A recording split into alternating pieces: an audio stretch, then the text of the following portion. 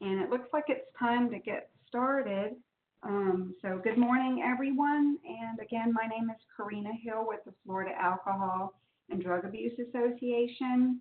And we would like to welcome you to today's webinar entitled Telehealth Effective Clinical Supervision with Jennifer Smith Ramey. Please note that as an attendee, you are in listen-only mode, and you will only be able to view your name.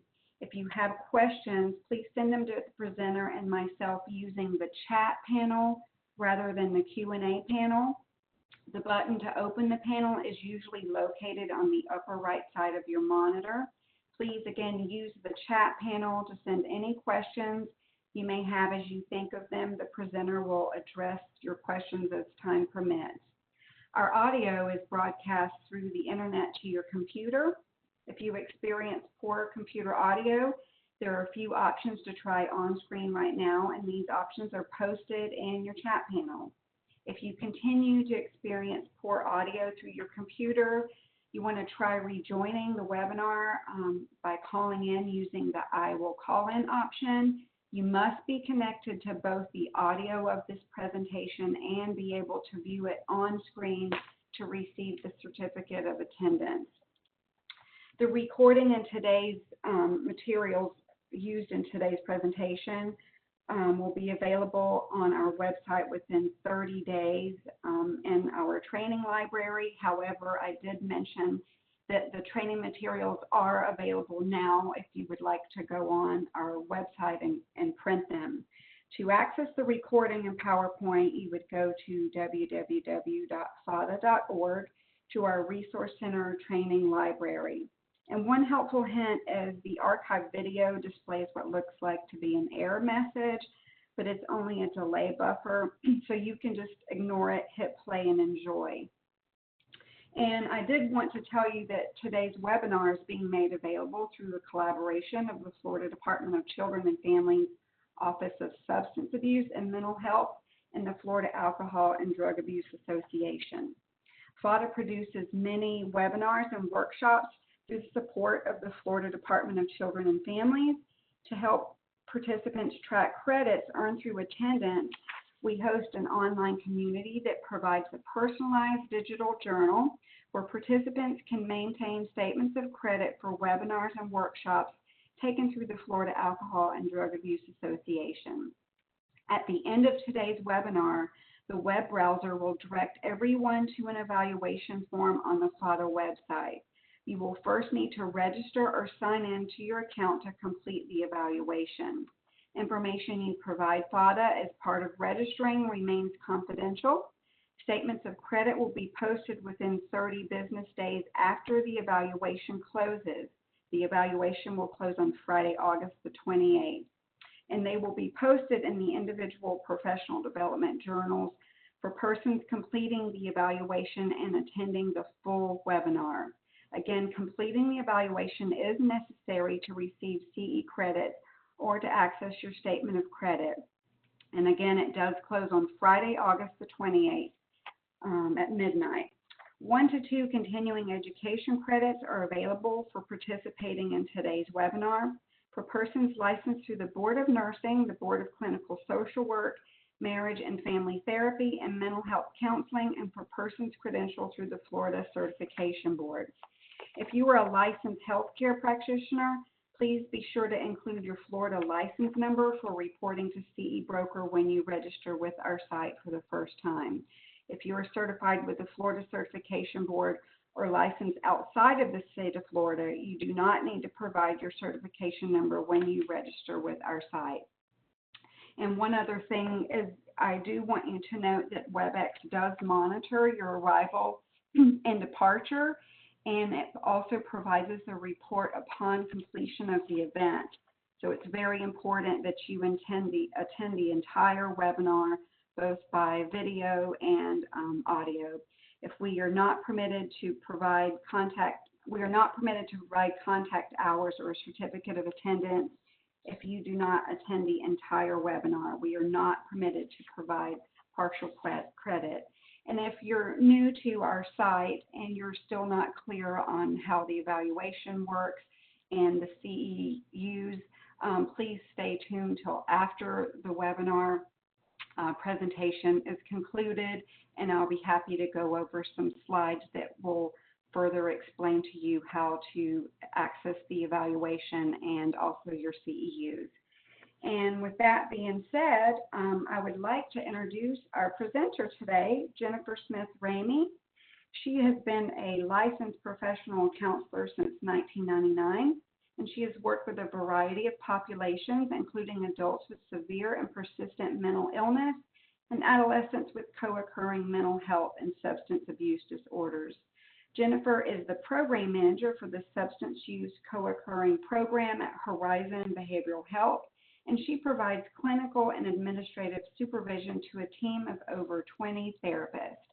And Jennifer, if you're ready, we'll go ahead and get started.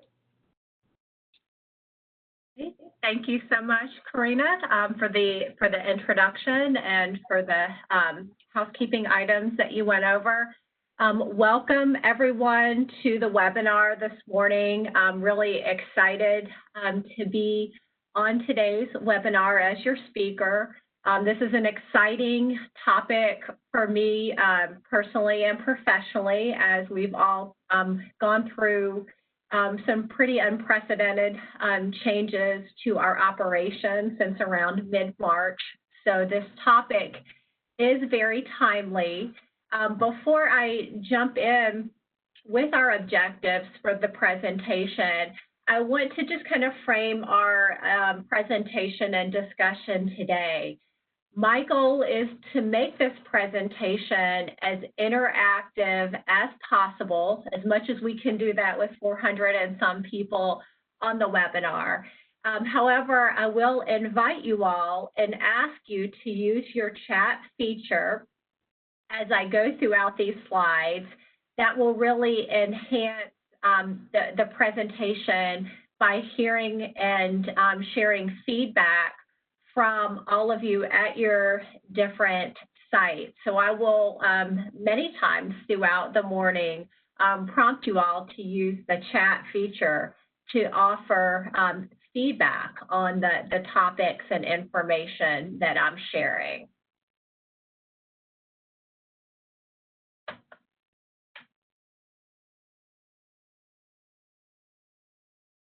So for this morning, we have 3 broad-based objectives that we would like to accomplish over the next 2 hours.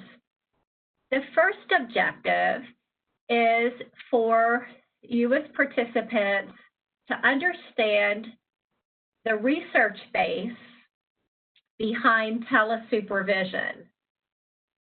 Now, telesupervision wasn't, quite frankly, a term that I was even familiar with prior to March of 2020. However, as a clinician and as a researcher, once we made that transition at my agency to telemental health, telesupervision, and telework, I was able to discover there is quite a bit of research base behind telesupervision, which will really help to guide and to inform our discussion today. So I will talk about the research base behind telesupervision. Second, participants will learn effective telesupervision strategies.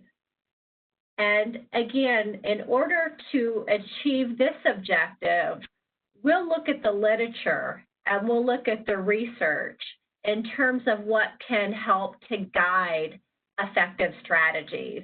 And this is where I'll also call on you all as participants to share your anecdotal feedback on what you've seen at your various agencies and sites in terms of what has been effective. And we'll also talk about some of the barriers and challenges to effective telesupervision. Finally, our third objective is to have a full understanding of both the strengths of telesupervision as well as potential barriers, many of which I know we've encountered at our agency, And again, want to hear from you all in terms of barriers that you've encountered at your agencies. And we'll talk about and help to identify some strategies to address those potential barriers.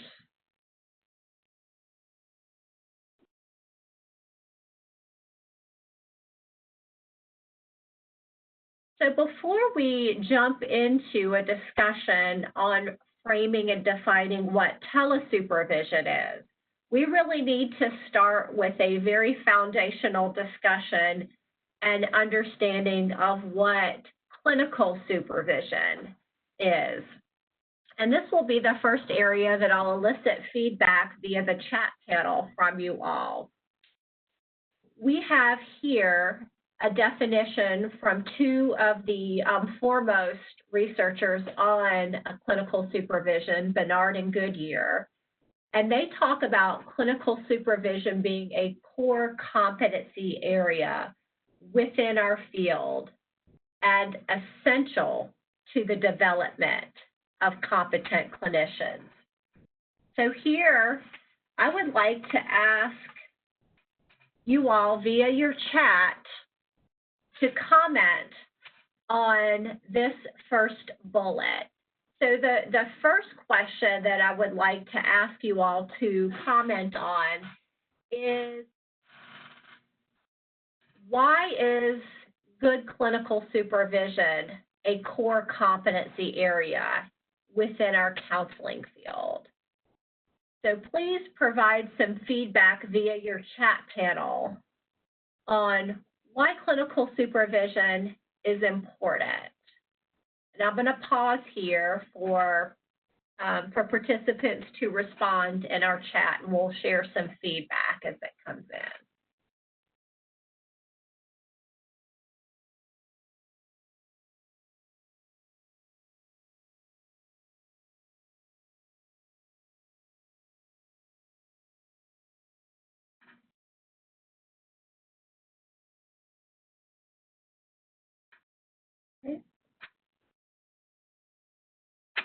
Okay, great, getting lots of good feedback. Would you like me to start reading those, Jennifer? Sure, Karina, that would be great if you want to jump in and read some of the feedback that participants have been providing via the chat. Okay, so we have prevent liability, continuing development to ensure quality of services being rendered, huge liability to organization, damage to clients. It drives the delivery of services to clients, critical to seek feedback on cases, treatment, skill development, and service delivery, clinical competency with a variety of diagnosis. It's important to monitor and implement gatekeeping for clinicians who are impaired. And then again, clinical competency with a variety of diagnoses. And right now, that's all I see. Good clinical supervision helps provider have a strong base. And then I just wanted to remind everyone to please respond in the chat rather than the Q&A panel. Yes, thank you. Thank you for sharing the feedback that's coming in through the chat panel, Karina. And I think the feedback that you all are providing via the chat is very much in line with Bernard and Goodyear's developmental approach to clinical supervision.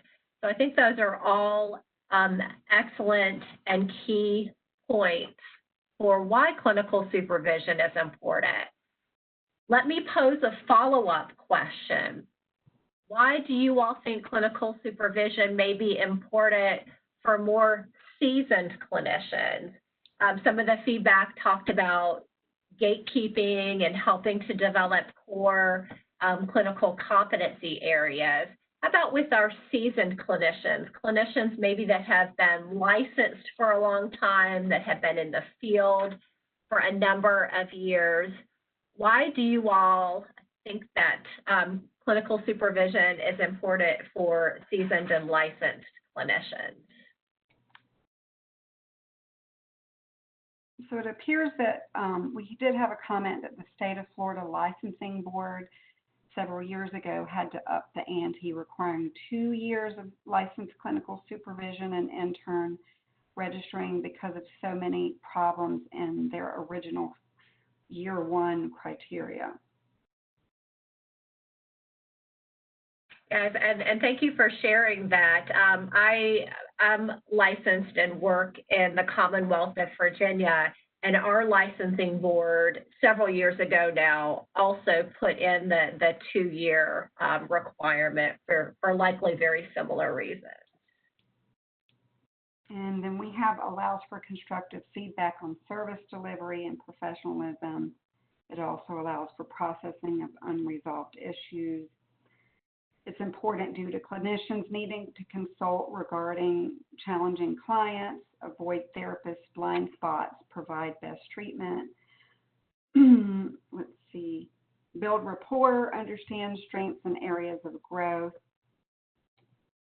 When you're working in the field, often situations arise that would not be in a textbook. And to ensure service delivery quality, adherence to standards, ensure proper development of clinicians. We have lots of comments coming in. Yes, this is great, and this is exactly the type of dialogue and feedback that we want to frame today's discussion. So all great feedback, and it sounds like that much of the feedback really does take into account a developmental model of clinical supervision. My personal clinical supervision model is based out of the psychodynamic approaches. I use a cognitive behavioral therapy or a CBT approach to my supervision, but overlaid with that approach is the developmental model, and much of your feedback really speaks and highlights that model. So great.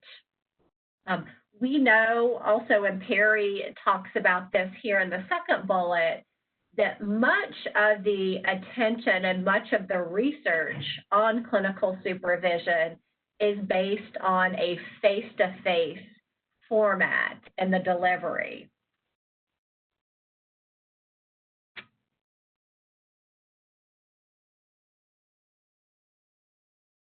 And our discussion on what is or why is clinical supervision is important as we frame then a definition for telesupervision, because telesupervision absolutely falls under that umbrella of clinical supervision, much in line with the feedback and the comments that you all shared. So I've pulled a couple of definitions of telesupervision that are based on the literature.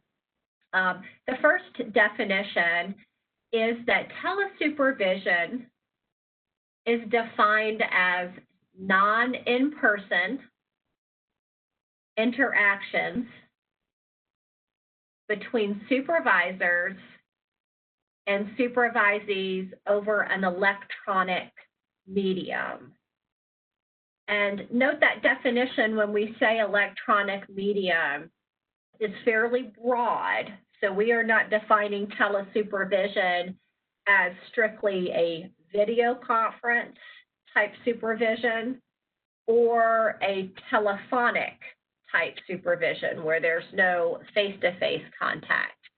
So it's using an electronic medium, which encompasses both. A second definition along the same lines comes from Chip Case. And Chip Case I'll talk about in a few minutes. She and her colleagues did a really nice action research project on telesupervision about 6 or 7 years ago that I'll highlight as part of the research base. Chip Case defines telesupervision as a process whereby distant supervision is provided using electronic information and communication technologies. So very similar definitions here in terms of framing what exactly telesupervision is. And I think this slide then takes us to our first poll where we would like to get some feedback. And Karina, I'll turn it over to you to guide us through our first poll.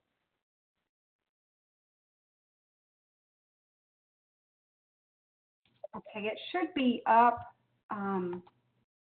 for everyone to view now. The first choice is 90 to 100%.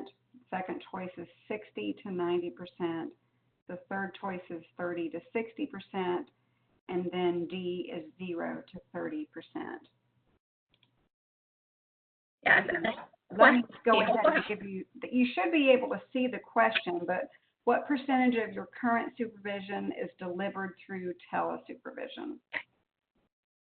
So you'll have about 1 minute to finish answering that, and then we'll pull up the chart with your answers.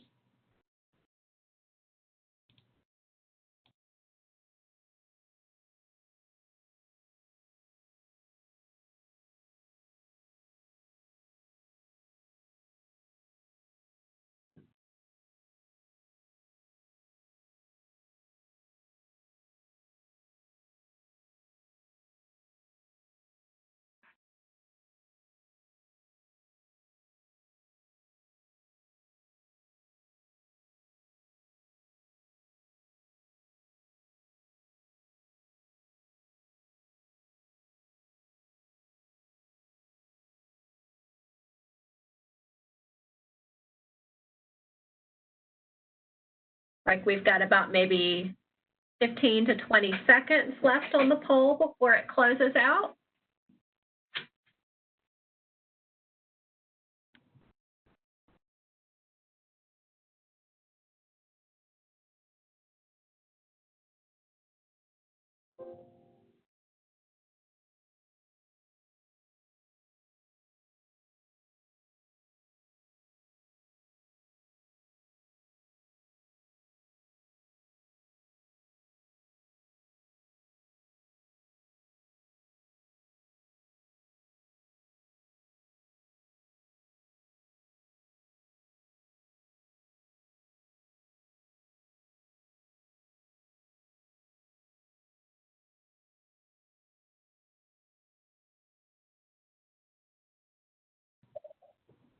And it's interesting that we have like a split between the top percentage of 90 to 100% with the highest number, and the second highest number, interesting enough, is 0 to 30%. So we have kind of a split between either using it a lot or not so much, and then lower numbers for the middle percentages. It is very interesting that you highlight and point out those results, and not to spend too much time processing the poll, but in the chat feature function, folks that chose D, 0 to 30%, tell us a little bit about your supervision practice there. It sounds like you're not doing too much telesupervision at this point. If anyone that chose that D as their answer can provide some feedback.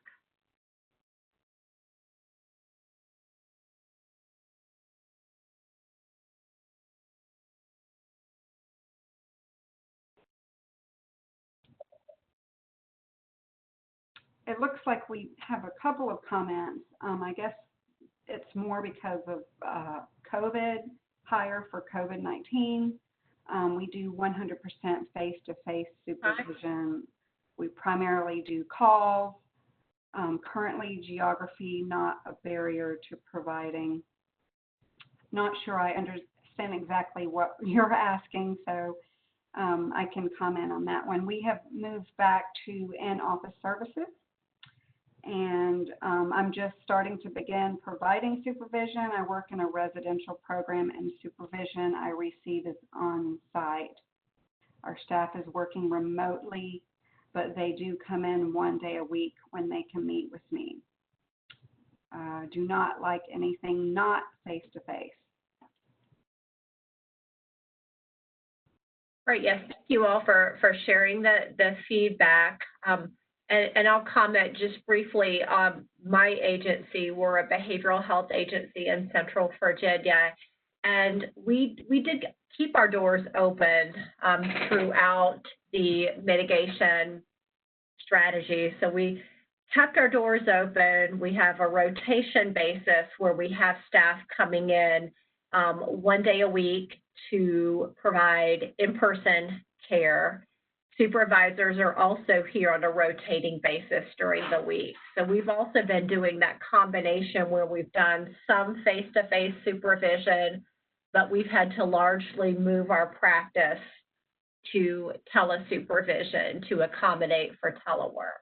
So, and I see some more comments coming in. Okay, so someone just got permission through the Department of Corrections to do distant supervision. Another participants working mostly in the jail setting with inmates, mostly complete court-ordered evaluations.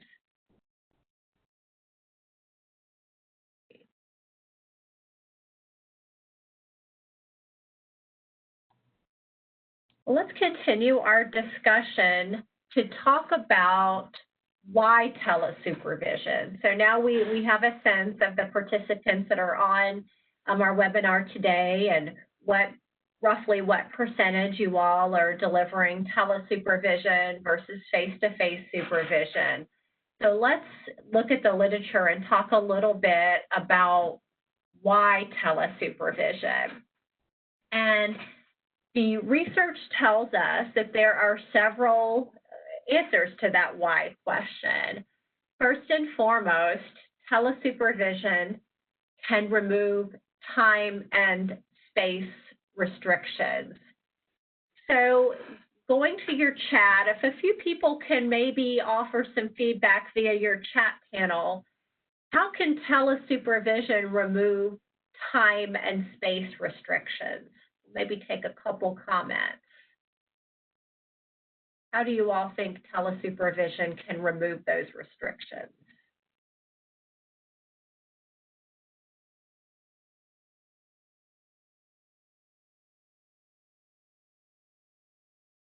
Okay.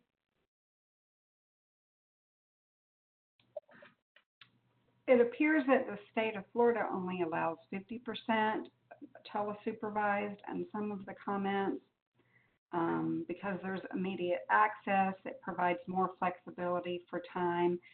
Travel time is reduced, eliminate travel time. I have some clinicians that work in the community, and now travel time to the office does not take away from their productivity. It can be done from anywhere and allows for flexibility of the schedule. It allows for meeting at more times without a loss of travel time. Regulation has been lifted due to COVID. Let's see, 50% restriction has been waived, was another comment. It allows for distance learning when supervisor may be out of the office or not accessible via face-to-face, and it gives back time to the supervisor and supervisee. Scheduling after normal hours and implementing distance/space guidelines. Then I have another comment. Florida is allowing 100% televideo. Interactive is good, but it is excessive after 30 minutes. I haven't learned anything yet. We'll discontinue soon. Just want to give feedback. Military personnel to maintain licensure process. There's lots of comments coming in about reducing travel. Yes, and so I'm hearing that definitely is a theme with regard to moving space and time restrictions, certainly. We also note through the literature that can include a greater access to qualified supervisors. And this can be the case, I know in our catchment area, we have a combination of urban and rural sites. And in our more rural localities, it may be more challenging to access qualified supervisors. So tele-supervision can increase access to those supervisors. And of course, a big reason why tele-supervision, and I think this has been reflected in some of your comments, is that as part of the mitigation strategies, many of our clinicians began providing telemental health as well as telework. So those are certainly some reasons we offer in terms of why tele-supervision. We did have a question if the presenter can see the chat, and yes, she can if you put it to the host and presenter. But if you send it just to host, I'm just getting those comments. Mm-hmm. Thank you for answering that. So let's talk about the effectiveness of tele-supervision. So we framed what tele-supervision is. We've offered a few reasons why tele-supervision is present. And let's talk about, is it effective? And I did read that in one of the previous comments, that just because tele-supervision may increase ease of access and reduce restrictions, does that mean it's effective? And the literature tells us that tele-supervision is perceived to have an equal quality to in-person supervision, noting the increased flexibility that you all in the research has highlighted. And I want to talk here about the research for just a little bit. When I talk about research and literature, the research on clinical supervision in general, and certainly this applies to tele-supervision, is largely qualitative research, meaning that there are not a lot of quantitative research studies, which would be more your experimental designs, randomized control trials, and those type of studies in the supervision field. So a lot of the literature and a lot of the research is based on qualitative studies. And I'll highlight that as I talk about some of these studies, but I wanted to point that out. In a comparison of team meetings, where clinical supervision was provided in a group format, participants noted really no differences in decision-making quality or creativity. So that was some research that Green and colleagues noted.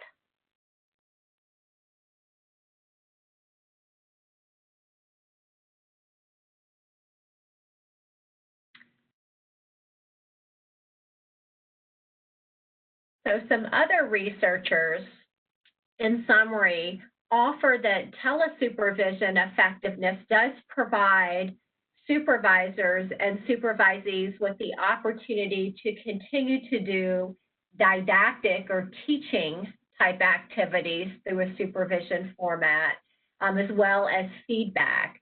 And this is particularly the case with a face-to-face video conference platform, because participants are able to read each other's cues and responses in learning exercises such as role play.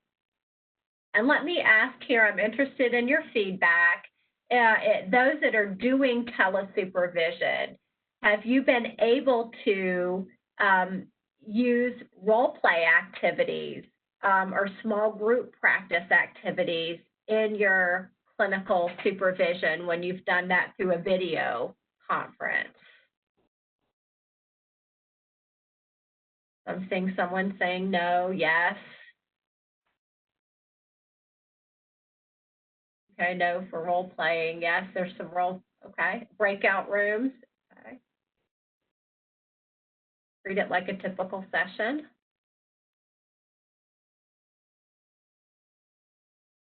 All right, great. I think that's great to see. I'm seeing a combination of yeses and nos coming in. I'm seeing feedback from someone that say role play is still possible and sometimes easier.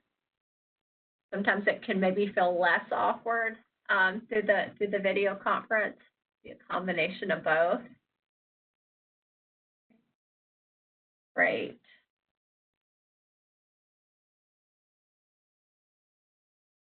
And let me ask a follow-up question. And this is just anecdotal. We've looked at a couple of the research here in terms of effectiveness. What has been your experience, and we'll just share a few comments with the effectiveness of telesupervision. What have you all seen in terms of effectiveness? And does it align with the research?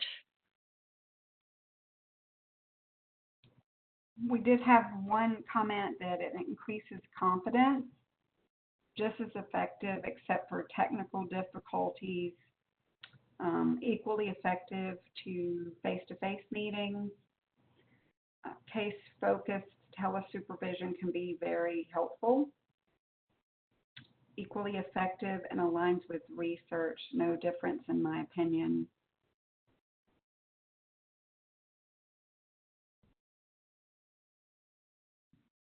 Great, and I like that. I want to read this comment here. It has been more effective than I thought. I am training new staff and have been able to use the share screen function for training with documentation and reviewing charts. Great, good feedback. I like the fact that every person is still as much involved in the process as traditional supervision. Oh, here's a nice one, more effective in that it decreases side conversations. And effective, but sometimes sound or video glitches. And we will come back to that point because that is something that the literature and the research does talk about. Right, and it looks like people are using telesupervision for trainings. Right. And I think, Karina, does this take us to our next poll question? Yes, and we want to know how confident you feel providing telesupervision. Number one is, or A is extremely competent, B is very competent, C is somewhat competent, and D not at all competent. So we have a couple minutes if you could answer that question.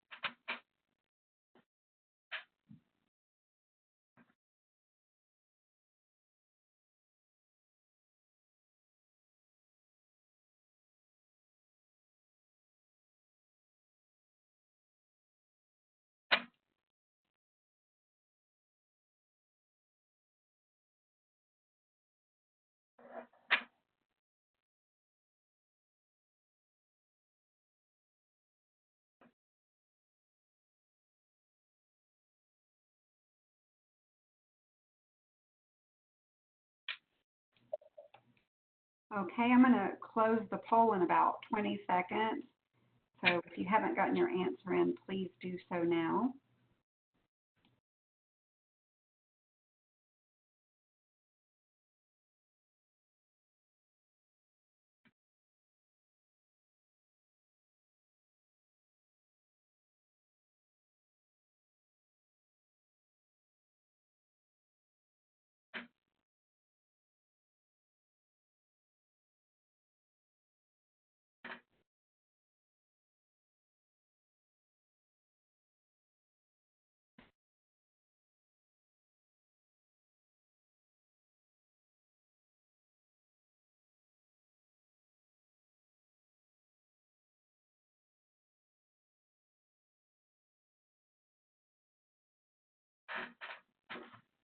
Okay, so it looks like we have a big group that feels very competent, and then the extremely competent group is actually one of the lowest numbers, and so it's really a split with the two highest numbers being very competent or somewhat competent.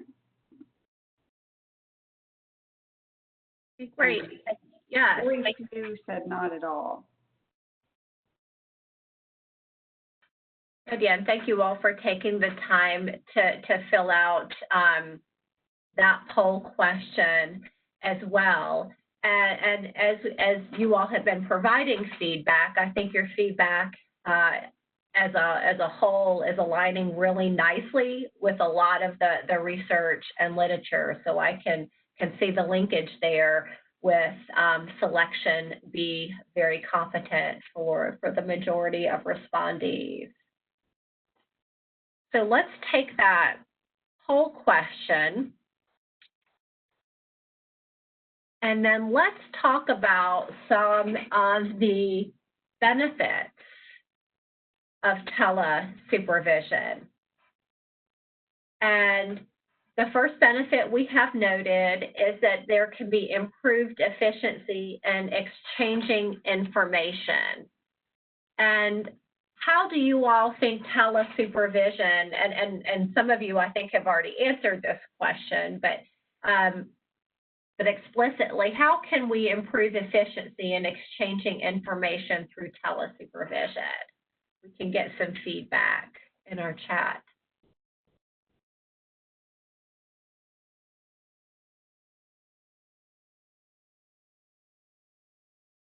Screen sharing, yes, that's what I was reading earlier. Some of the supervisors talked about using the screen sharing function. And developing an agenda for the meeting, excellent. We will also come back to that point because that's based in the research as well. Whiteboard training regarding case presentation and supervision, good. Great. And I think one of the feedback about the vote option also addressed the second bullet point, improved efficiency in making decisions. So we also addressed that question. Here's someone talked about forwarding articles by email with the flexibility, and I can meet with my staff when it's more convenient and they're more prepared to exchange needed information. And here's a CARF surveyor. I work for CARF. We do surveys using Teams, so it's very efficient. And identify clinical questions to ask before case presentation. Okay, excellent. How about that third bullet with regard to supervisor development? That's noted in the research as a benefit of tele-supervision. How do you all think that tele-supervision helps us as supervisors with our development?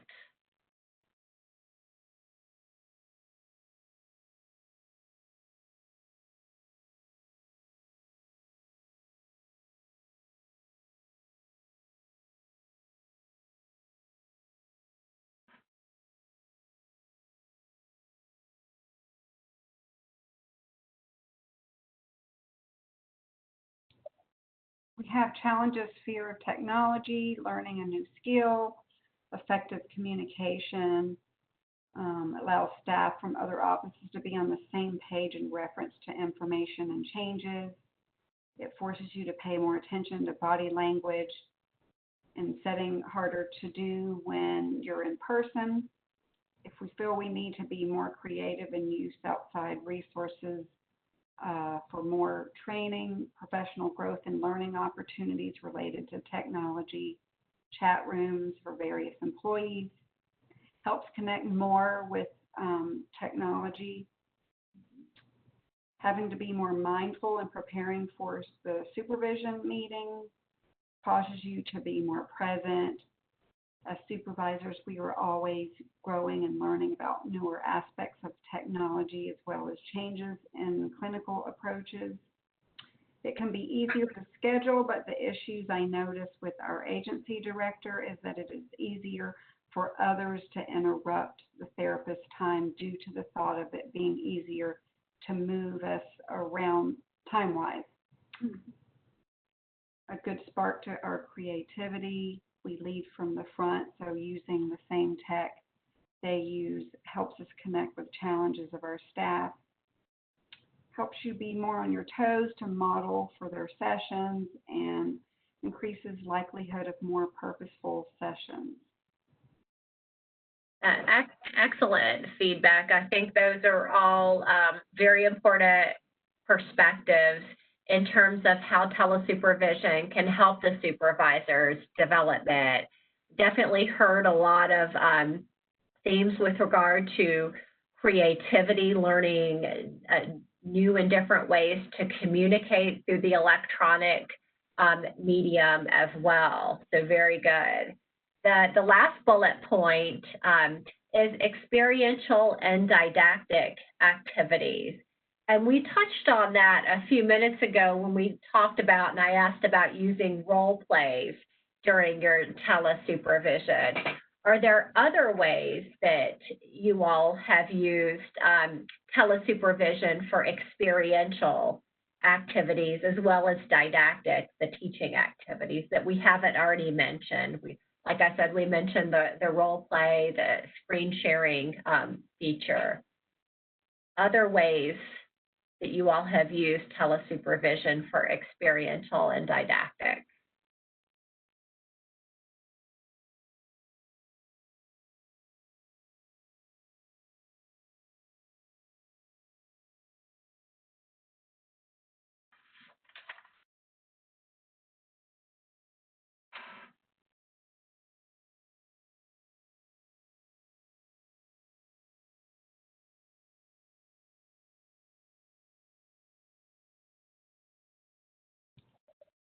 We review recorded sessions during supervision to be able to provide feedback, breathing exercises with music, and being able to observe a session my supervisee had using Zoom.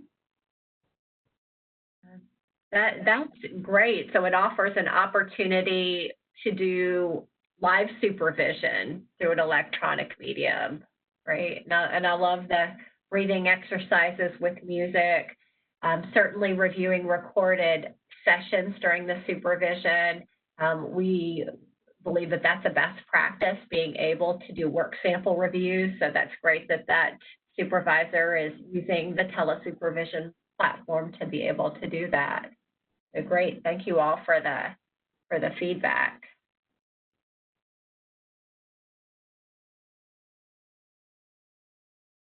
I want to talk a little bit more in detail about a particular research study. And this research study, I mentioned that a lot of the research on telesupervision and clinical supervision is more qualitative than quantitative. And this was a nice study that was done about 6 or 7 years ago in Australia. So this study is called Action Research, and basically an action research project is a way that practitioners in real-world settings identify a problem area, and the practitioners put a plan in place to try to address that problem area. So in this case, in Australia, it was how do we deliver quality research to students that are living in various settings, including metropolitan, the larger cities, mid-sized cities, and then a rural town. So these researchers came up with an action research project where they delivered, this was done in a group supervision format, and they delivered group supervision through video conference technology, and they found very positive results with this action project in terms of the supervisees or the students reporting satisfaction with the process when the group ratio was lower. So it was like a 1 supervisor to 4 supervisee ratio.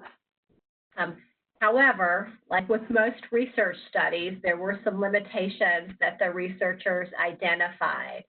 And I think some of the comments, or 1 or 2 of the comments on our chat box, highlighted this limitation in terms of connectivity issues. So that was identified as a barrier in this particular research project that students and supervisors engaged in Australia, was problems with connectivity. And that is, as we'll go through and share a few more slides before we take our break, one of the main limitations to telesupervision is technological challenges or problems.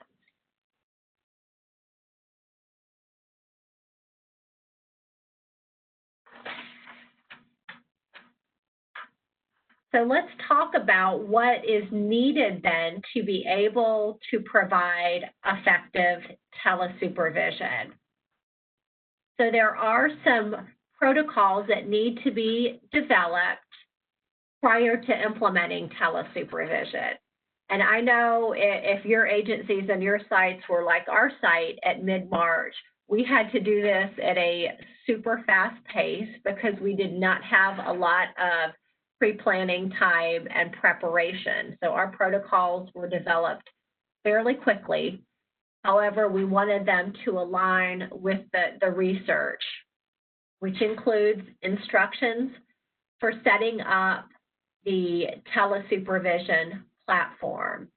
And I know there are a variety of platforms. I see here through the chat box that it looks like folks use Zoom quite a bit for telesupervision. We've used Zoom, we've used GoToMeeting, we've used DoxyMe, Bluestream, so we've had some experience with different platforms. But regardless, you want to make sure that the supervisor and supervisees have instructions. So there's a DoxyMe as well. Microsoft Teams, I've used that one as well. That those instructions are sent out in advance so that the supervisee and the supervisor can become familiar with them, can practice testing out that platform in advance. And that's similar to really any video conference platform. Karina and I did that with this webinar. We did a dry run to make sure that the technology was working, to make sure that from my end, from my laptop, I was able to access the link to be able to join. So another protocol that's needed is a discussion on confidentiality requirements. And here, I want to get your feedback. You all have done a great job of providing us feedback through the chat panel. What do you think are some confidentiality requirements specific to telesupervision that would be important in terms of developing protocols?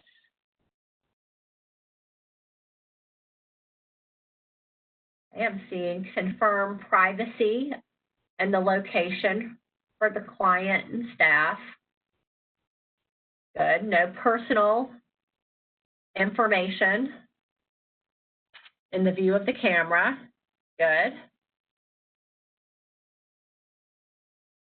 HIPAA compliance, so you're not limited when discussing clients.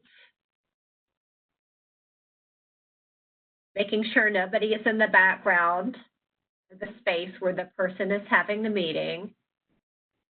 That's a good one. I've been on many, many Zoom calls where somebody's walking in the background from telework.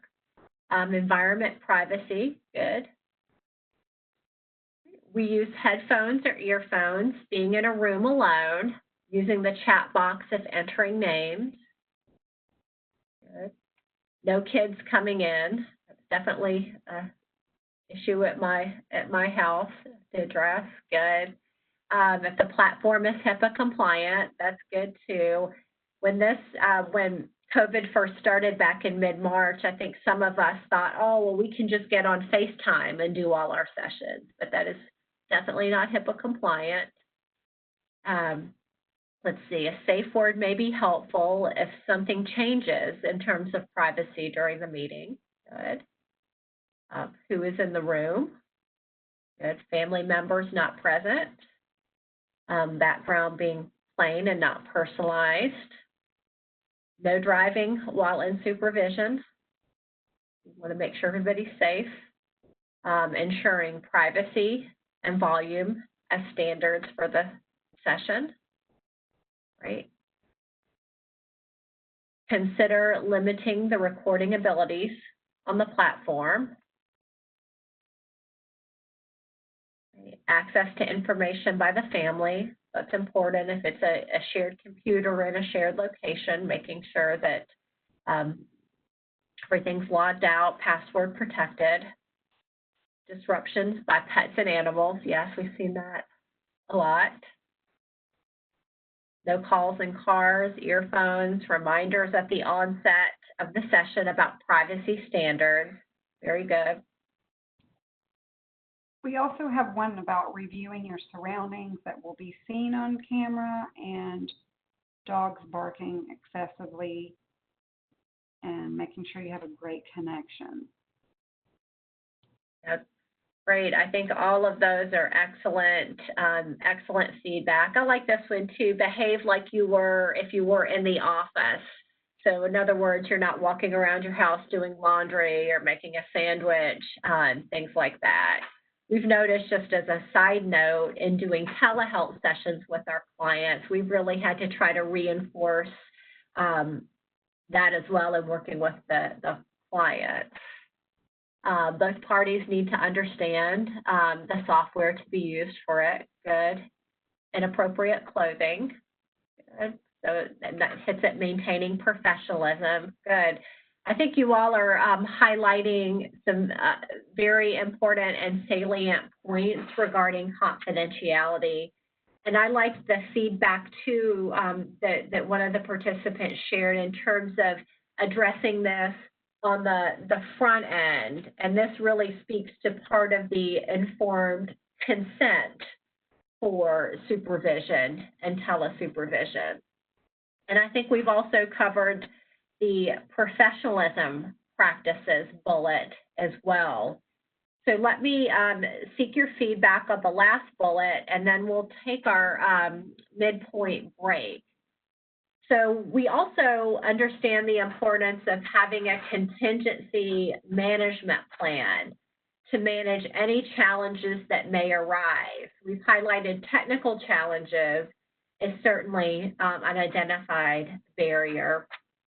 But let's say there are other challenges. A lot of the feedback talked about family members or kids or pets. Let's say something happens, either the system lags or the family member comes in. What are some contingency planning protocols that can be put in place?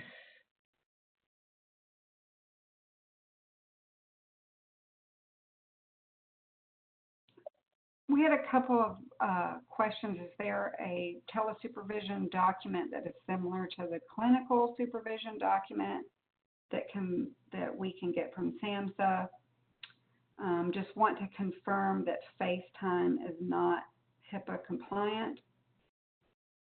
Not according to our privacy officer for FaceTime. I would certainly encourage you to check that out with your agency's HIPAA security officer, but according to our security officer at my agency, FaceTime is not HIPAA compliant. That's a good question.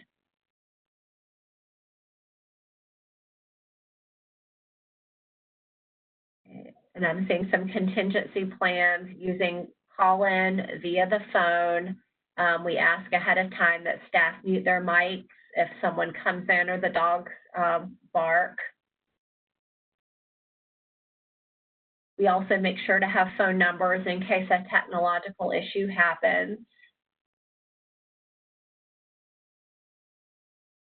Very good. And that's been probably our primary contingency plan or backup plan here. If we experience technical challenges, then as a backup plan, we make sure that we have phone numbers for the supervisees and supervisors, and we can continue the supervision session via the phone. So, and speaking of continuation, this is a good point, Karina, I think for us to take a 5-minute stretch coffee restroom break, and we will resume at 11:05. That sounds great. Okay. All right. Thank you.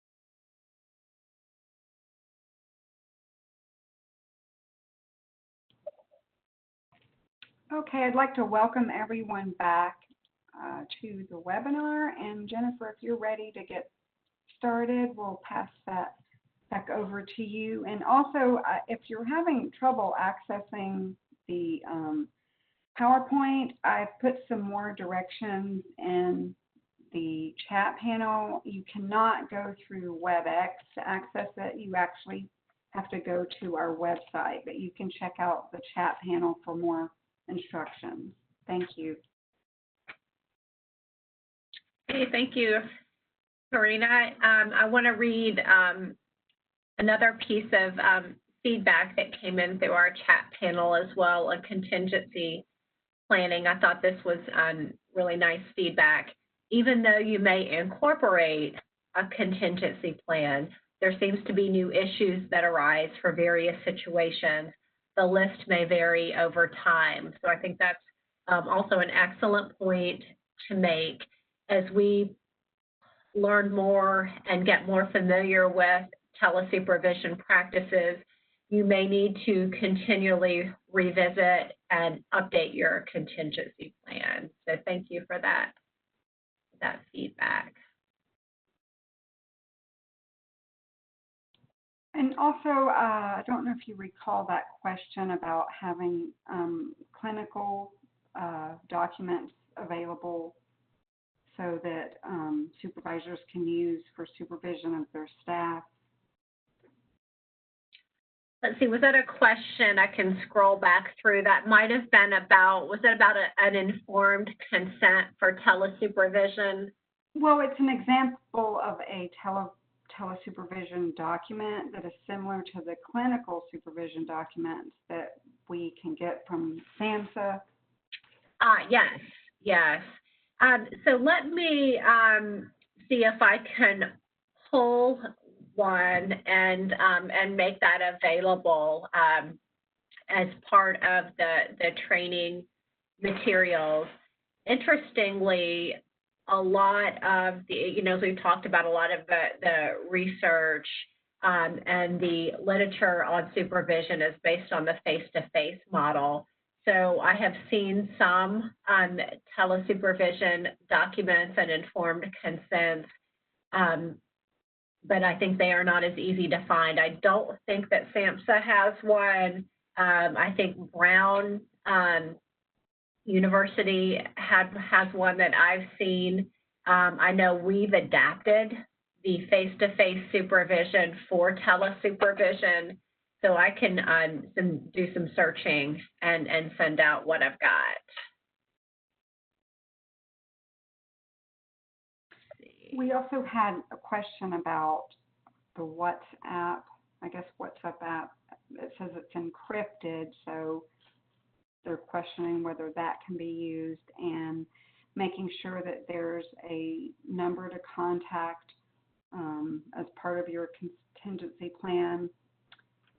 And there is a potential challenge for providers who do not have electronic health records that staff can document in, asking because in rural areas, some providers are not as technologically advanced and staff have lagged or logged in clinical documentation because they can't get into the office to retrieve files to document.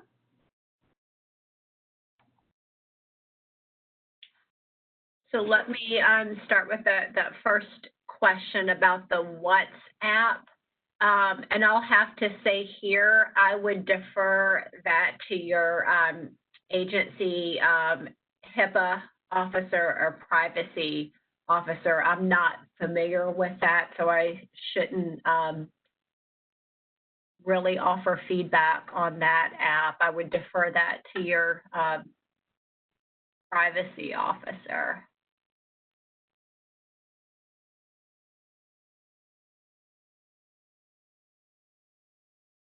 And then was there another question in what you were reading, Marina, that I need to answer?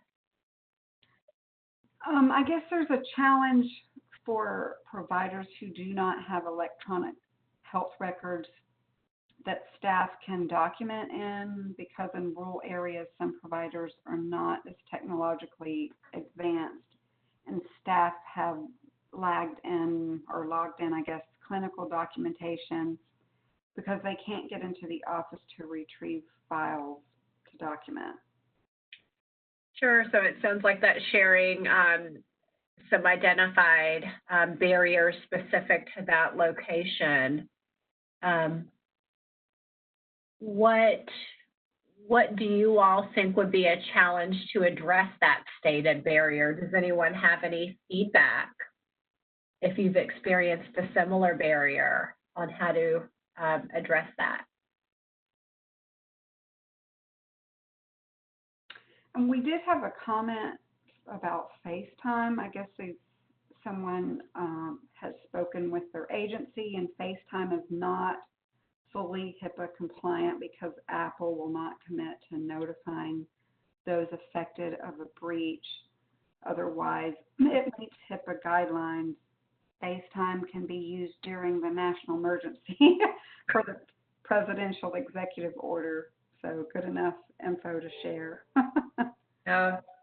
And again, I would really, for very specific questions about specific platforms or specific apps, I would definitely refer you to check with your agency privacy officer on that. I certainly don't want to make a blanket statement on HIPAA compliance for the various apps.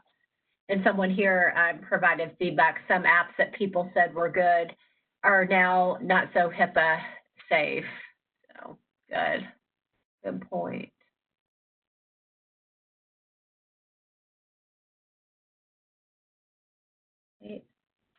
Well, let me share a little feedback going back to the Australian research study with the 30 supervisees that were doing the group supervision.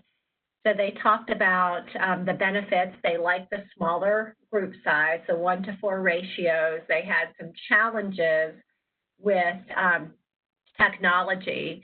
And one clinician in particular offered some feedback, and I thought this feedback represented probably what a lot of us have felt with adapting to not only telesupervision, but telemental health, teleworking, tele-everything. The supervisor says initially it was a little bit weird. So the normal interactions that you might have with an educator or supervisor who's in there with you at the same time were suddenly a bit different, but we got used to it. And I think that feedback really highlights what we've seen here at our agency as well, is that initially, it did seem different. It did seem like there were some things that we needed to adjust to. But after we got used to it, it became part of our normal or typical practice. The clinician here also talks about challenges learning some of the technical skills without the clinical supervisor being physically present.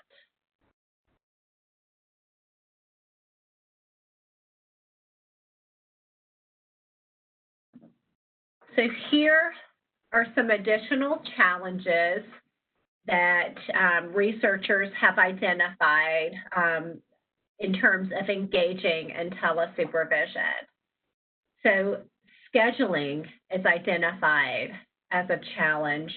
How do you all think scheduling might be an identified challenge? Because we've talked about, on the other hand, telesupervision being more flexible with people's telework schedule. So how, at the same time, might scheduling be a challenge for telesupervision?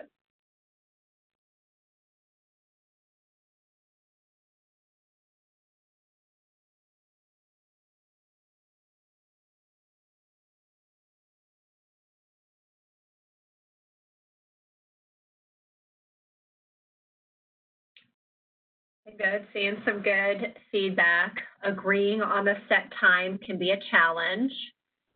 Working remotely creates varied schedules. We have seen that at our site as well, especially when you have kids or other family members that you're trying to meet their needs and work around their schedules too.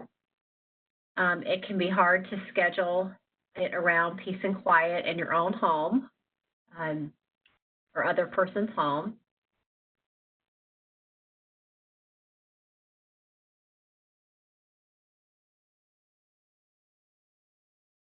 Location, internet availability, and reception. And here's someone that hasn't presented any challenges with scheduling thus far. Coordinating schedules.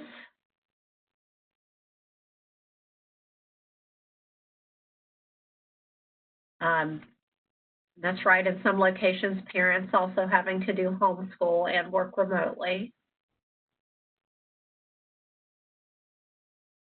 Oh, and here's a good one that we haven't touched on before, but depending on the location of your supervisor and supervisee, scheduling may be a problem because of different time zones. Good one. Participants can feel that it's more acceptable to reschedule and change appointment times. Good feedback. Okay, sometimes we cannot read nonverbal cues. Extra challenges when you're not in an office setting. And here's someone that's not had significant challenges. As supervisors, a lot of meetings are now through a video platform, and supervisees are doing telehealth as well, and a lot of times may clash with homeschooling. We're definitely seeing that as a trend. In general, workers are so relaxed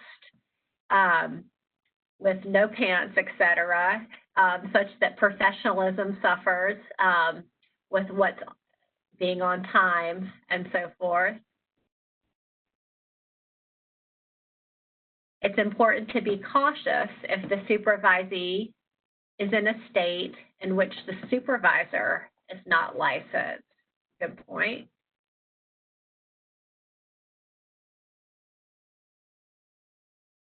Keeping updated with the new supervision rules in Florida due to COVID-19. Okay, very good. We've already highlighted really, I think, and talked about the technology challenges and contingency planning. Difficulty in accessing nonverbal communication.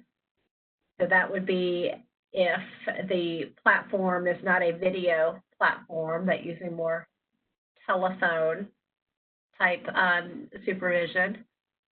Differences in setting. And I want to talk here and get your feedback. New supervisor anxiety. So how do you all think that new supervisor anxiety may be an identified challenge while engaging in telesupervision for our new supervisors?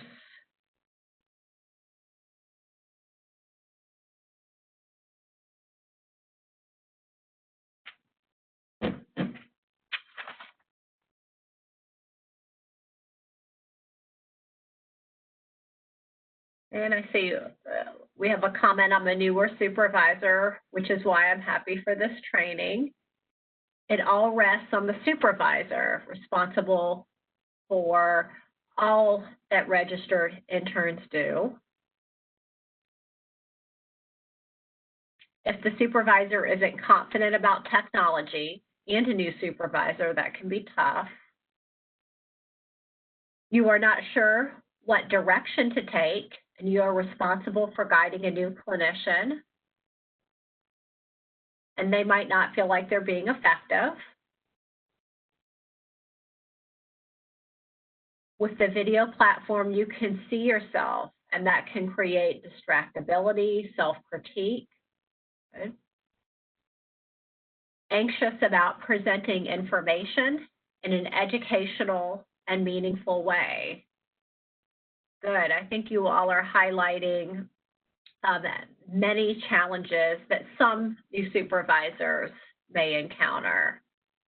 How about the supervisee attitude towards supervision, how do you think that might pose a challenge to engage our supervisees in tele-supervision? So how does the supervisee attitude play a role?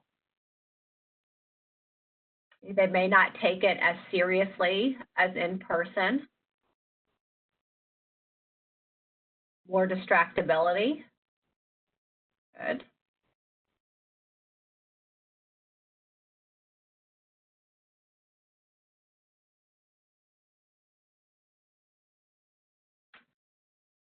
I've noticed with the pandemic, client participation is lower, which has resulted in supervisees not having lots of clinical information to process.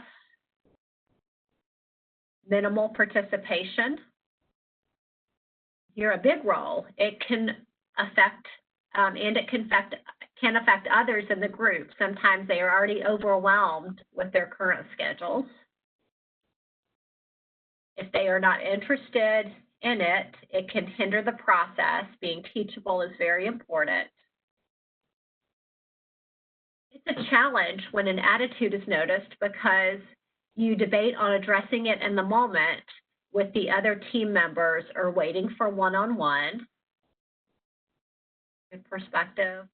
Zoom fatigue. Yes, that is a real thing I've learned.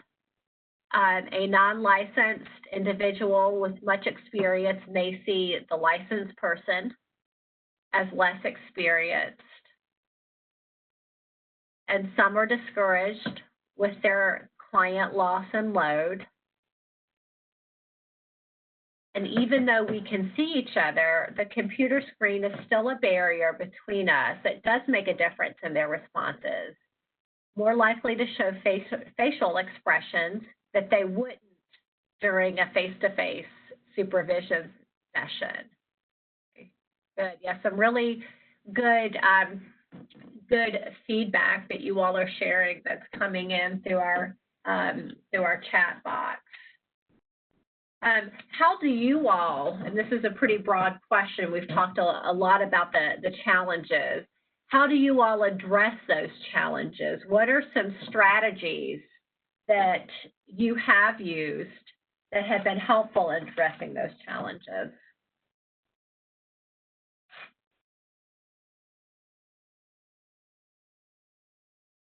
Right, mindfulness exercises, right? Frequent breaks, even small ones away from the computer. Yes, I think the research bears that out, the importance of those breaks. Fully explain what supervision is and what it's not. Great, so that goes back to the informed consent. Use of strategic humor. I have stopped supervision to allow an open discussion. Good, that's reading your supervisee. Providing instant feedback in the moment, discussing the rules about telesupervision before starting. So good, going back to those protocols. Using breaks and humor. Good, send schedule reminders. Frequency of the supervision, and ending each one with asking what their self-care activity will be for the week. Discuss an opportune time with the least distractions and increase focus and energy. Offering supervision at a time that's not stressful, perhaps at the beginning of the week, increases engagement. Not doing back-to-back Zooms, good. Do fun learning tasks. Use real-life examples of how modalities can work to their advantages. Allow them to talk more than I do. Okay. I only do individual supervision, and I ask them how they learn best. And I sometimes treat supervision as a session if needed. It's great that supervisor's definitely modeling her supervisory approach to meet the needs of the supervisee. Keep the session as consistent as possible. This helps with accountability. And block out various supervision times through the week. Great. So all really good strategies and good feedback. So let's talk a little bit about in more detail about the supervisor benefits of supervision. So some of the research indicates that supervisors may benefit through exposure to diverse culture and work settings, flexibility, which we've talked a little bit about, along with supervisor development. Another supervisor benefit is a positive impact on the field and the supervisee from afar, and staying current with the field, including technology and ethical standards. And I think some of our chat comments have highlighted that as well.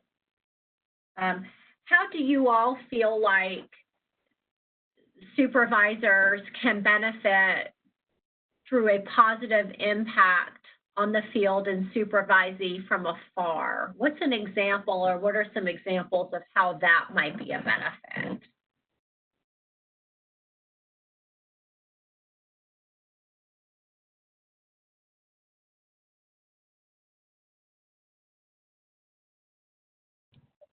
We have improved quality of care for the client, stay up to date, learn new resources, easier to connect real time. Great. All good examples.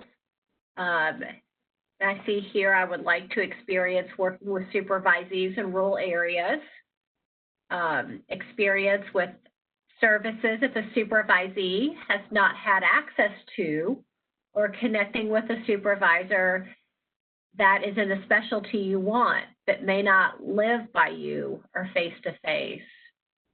That's been the case with us in my agency. We've been very focused on a lot of evidence-based training models.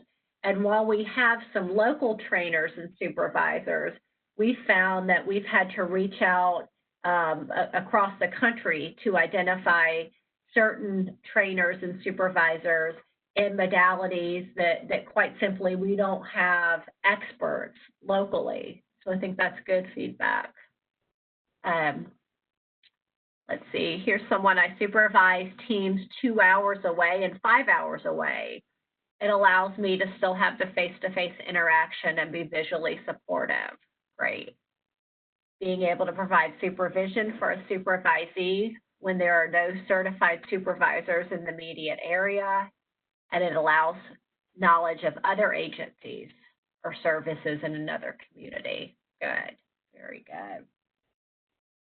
Right, so we talked a little bit about supervisor benefits. Let's look at what the research tells us about supervisee benefits. And the research tells us that for the supervisee, they have an increased access to quality supervision. They also have exposure to diverse perspectives and flexibility and supervisee development. So what are some examples of supervisee development in terms of tele-supervision? How might that benefit the development of our supervisees?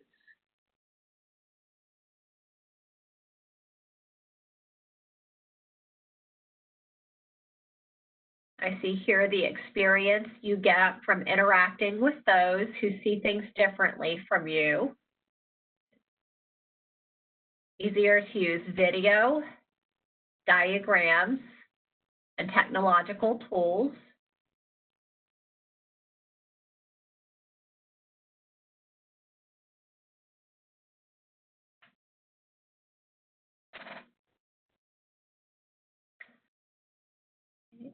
Some may be less nervous, an electronic platform. They may share more vulnerabilities and get more out of the process electronically. Maybe feeling more comfortable not being in person.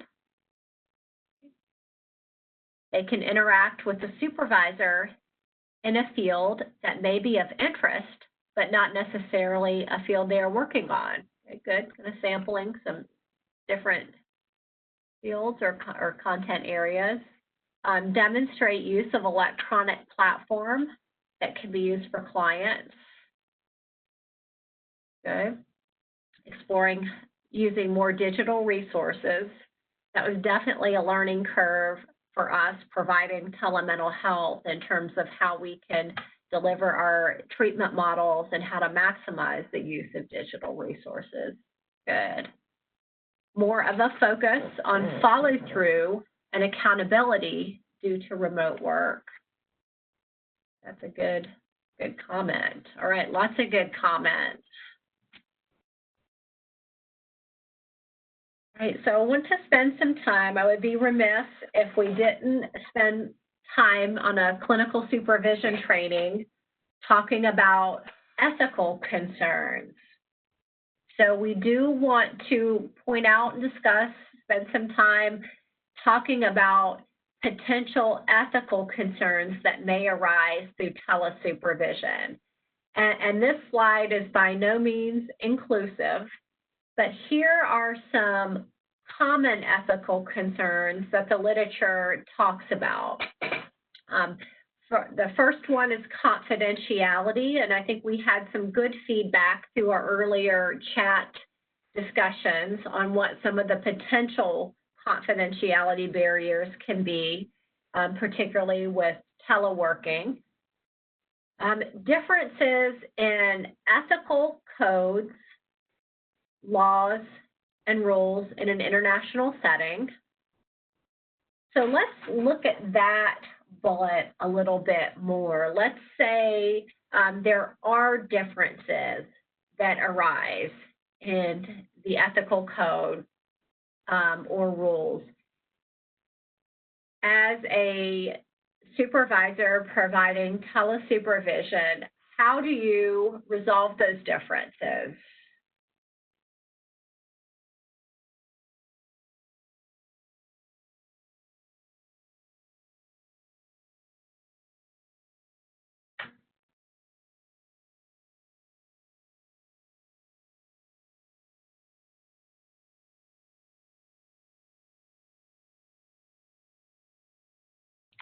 We have a couple of comments. The experience you get from working with a supervisor who has lots of experience and able to work with a supervisee who's eager to learn and grow in the field. Training.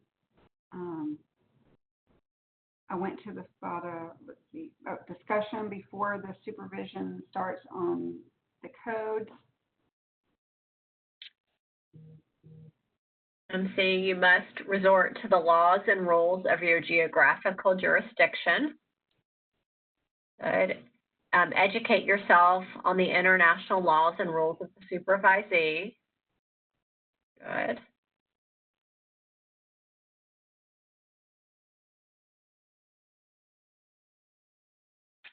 The supervisor would need to address differences and follow their code of ethics and must adhere to your laws and rules.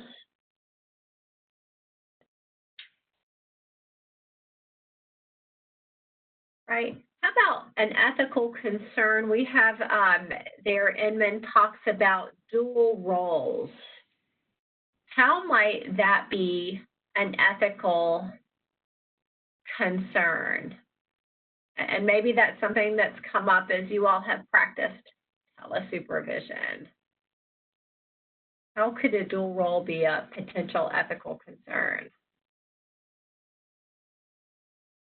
Yeah, I see here on ACT, we have a team leader who is also part of a team. So there's an inherent dual role there. It sounds like the team leader is also a clinician.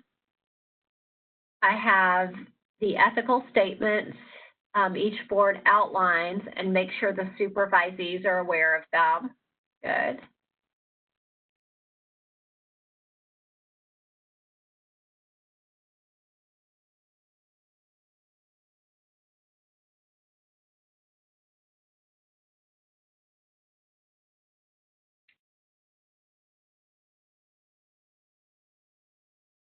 Okay. fearing sharing an ethical dilemma with a supervisor for fear of repercussions. Oh, that's a good one. Could probably do a training, an ethics training just on that topic. Separating clinical supervision from regular job supervision. That's another good one, as many of you all are probably in the role of administrative supervisor and clinical supervisor. There can be some duality there. And again, if supervisor is a part of management for the employment. And here's a question. Do you have information regarding providing telesupervision for supervisees who move to military installations in other countries? And I don't have any specific resources to answer that very specific question, but we could certainly mark that question and do a little bit more research to share with you. Thank you for that question. A dual role is when you supervise the supervisee for employment, and when you supervise for licensure, be a dual role. How about this last bullet point of an ethical concern that Inman talks about, the supervisee not having access to resources? Have you all experienced that in your telesupervision, or is there an example that you can think of where that might be an ethical concern?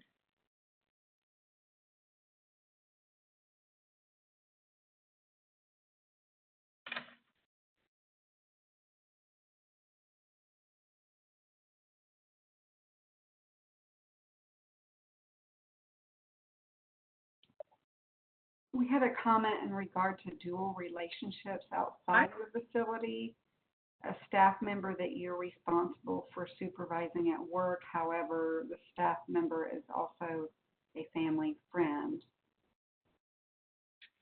Yes, that can definitely be a dual role that would need to be considered.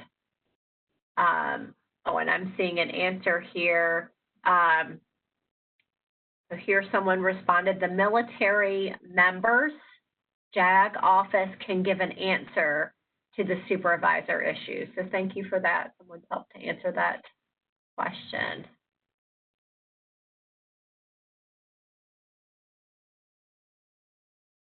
Right, I'm going to keep moving through the rest of our slides just to ensure that we end on time for our wrap up. We also want to talk a little bit about the working alliance in face-to-face supervision versus the working alliance through telesupervision. So here, Inman, our researcher, talks about in face-to-face supervision that nonverbal communication can certainly impact rapport. I think some of the chat feedback has highlighted that as well. The supervisor's approach and, of course, the absence of technical barriers in a face-to-face setting, along with the familiarity of the setting. So there are a lot of factors that can really help to facilitate that working alliance in our more traditional face-to-face supervision. So let's talk about the working alliance then in telesupervision. We've spoke a little bit about supervisee attitudes and approaches toward supervision, how that can be a factor in developing a working alliance. Addressing challenges, that's where the contingency planning becomes so important, and the development of that informed consent and the protocols are so important.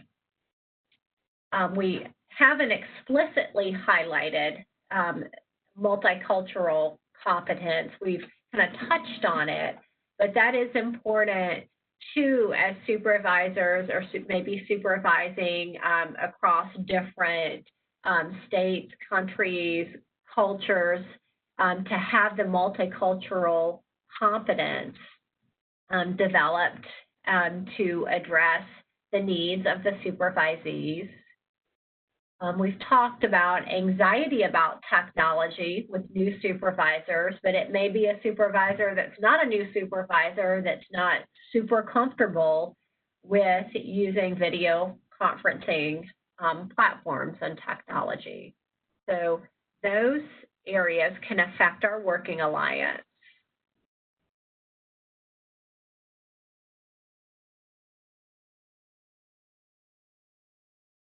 And I want to spend our last little bit of time together talking about factors that the literature tells us that influence both the quality and effectiveness of telesupervision.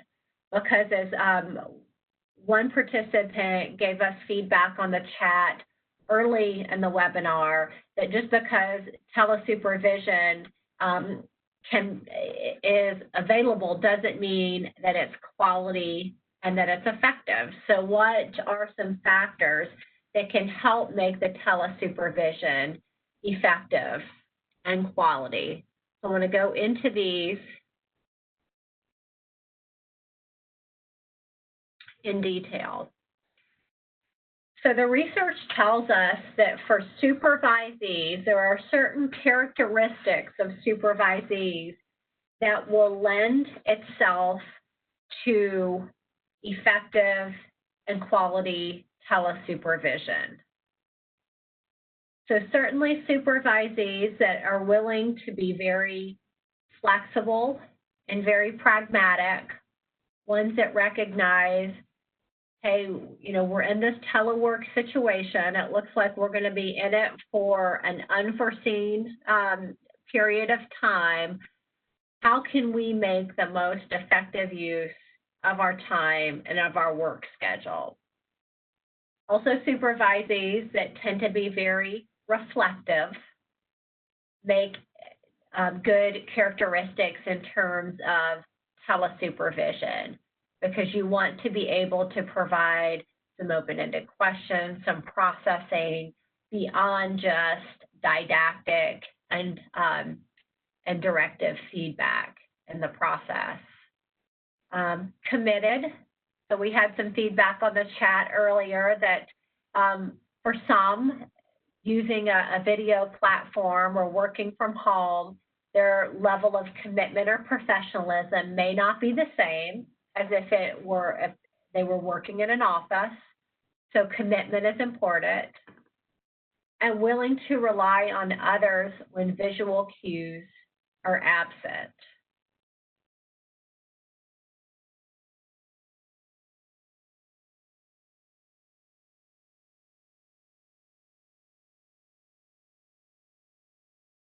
All right, so we'll talk a little bit about our supervisor characteristics as well. So depending on the context in which the supervisor is providing the telesupervision, understanding if they're working in a rural location, understanding the culture and issues of that locality. If there is a group supervision, having a coordinator. Somebody mentioned in the chat about the importance of structuring the supervision, sending out an agenda. And the research really shows that that can be helpful, particularly in a group supervision format. And if you can identify one person to be that coordinator or that lead, it could be the supervisor, him or herself, or it may be an administrative assistant or coordinator. But that can be helpful too, to provide the structure and the consistency.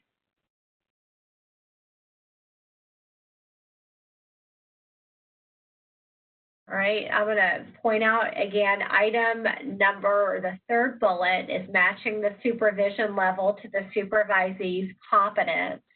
And that's taking that developmental approach to supervision, that one size doesn't necessarily fit all. You may have a supervisee that needs much more teaching, didactic type supervision, or you may have a more seasoned supervisee where the supervision becomes more of a consultative nature.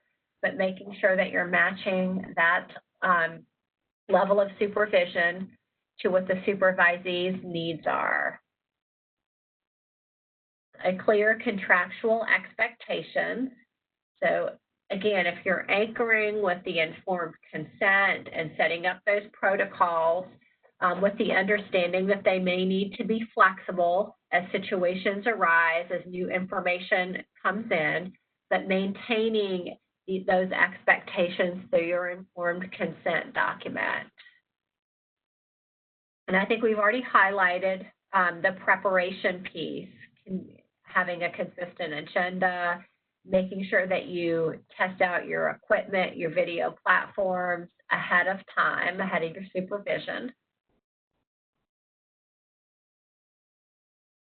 The supervisory relationship. So here we know that working alliance, and this is where supervision and our counseling parallels quite nicely. The working alliance is crucial, along with the immediacy of the relationship and continuity of supervisor availability. So that should be discussed as part of your informed consent in terms of if an emergency arises, how can do I contact the supervisor? Is there someone else that I contact? But how do I have availability for supervision, particularly when the supervision is being provided through telesupervision? So that should be also addressed through that informed consent document. And then communication strategies. This is one I'm still working on myself, even as a Southerner. Sometimes I do not tend to speak as slowly as I should. So through the video conferencing platform, adopting a communication style that includes speaking in a slower speaking style. The research also suggests that speaking in longer blocks of dialogue, but also having a notepad or a place to jot down some ideas or comments, that things that you want to follow up on or remember to go back to, and that can help avoid interrupting a flow of speech. And ensuring that there is a disciplined turn taking. So just like with face-to-face supervision, we really don't want one person, either the supervisee or the supervisor, to dominate the conversation. You really want to try to make that as balanced as possible in telesupervision. And some folks on the chat already provided this feedback, but it's helpful if there are written materials or resources, if those can be sent ahead of time prior to the supervision, that can make better use of the supervisory time.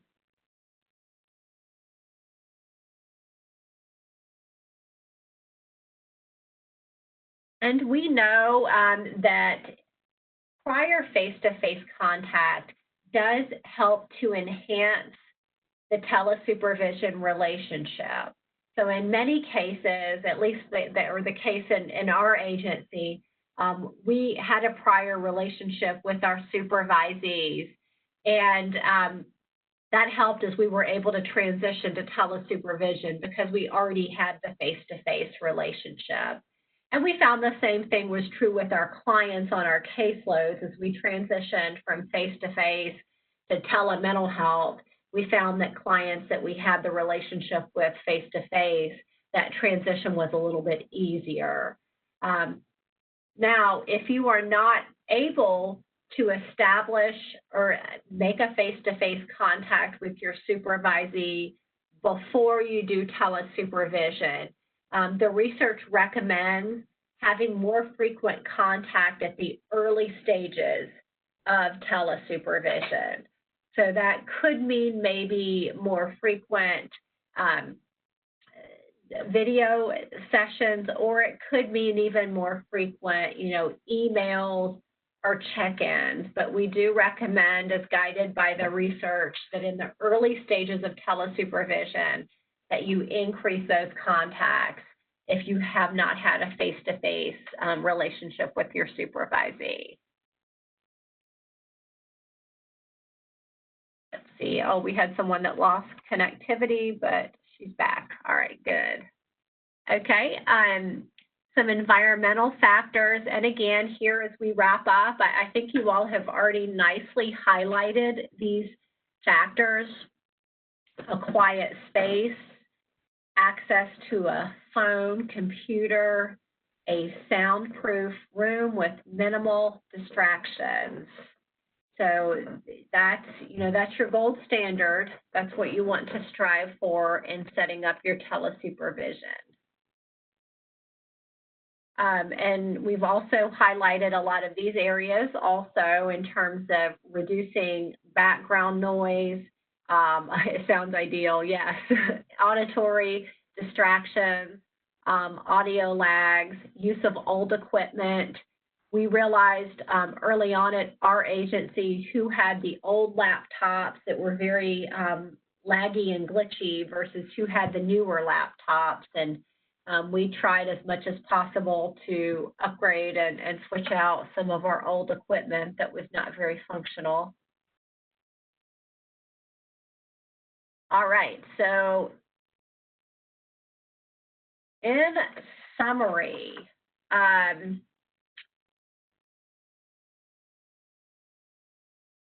as we wind down, in summary, telesupervision is an effective means to deliver both a quality and ethical supervision. And you've seen that from some of the research that we've highlighted throughout the presentation, and that's been echoed in a lot of the feedback that you all have given us through the chat feature that you all are in line with and doing a lot of the evidence-based and best practice models for telesupervision. We've also talked about during our time together both benefits and challenges to telesupervision. So it's a balance. There are certainly ample benefits, as you all have talked about and shared, and there are also challenges that we will need to continue to address.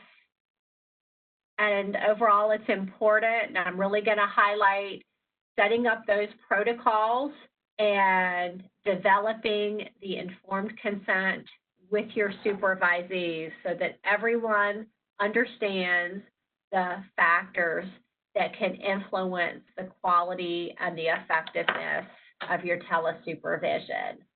So I'm going to stop there. I'm going to turn it back over to Karina if there are any questions, and I think Karina may have some last-minute wrap-up information to share with you guys.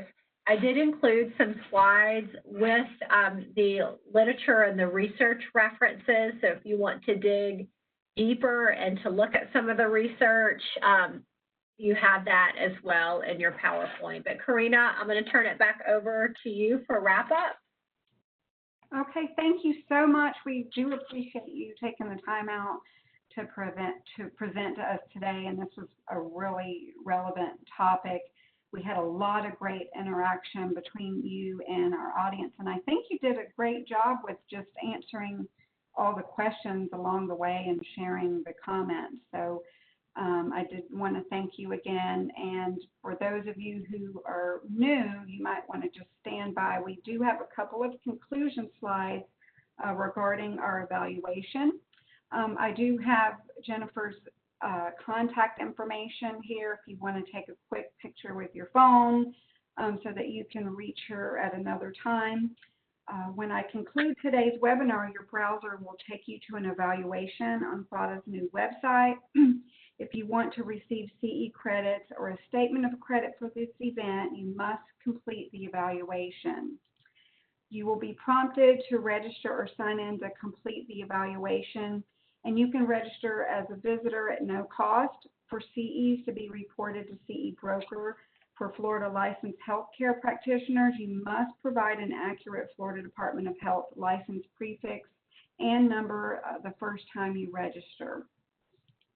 After you register or sign in, you will be directed onward to our evaluation. You may consider using the same email address when you register for webinars through our WebEx link and when you set it up with your profile in our FOTA system. This helps us connect your attendance and your profile. So you must have used the same email address that we do have on profile for you, or the credits will not match.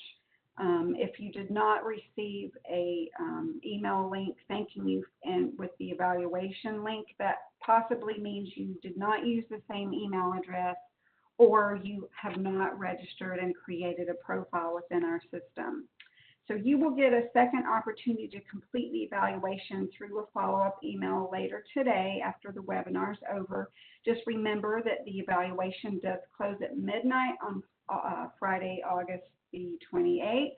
Once you complete the evaluation, you will get a confirmation stating that it has been successfully submitted.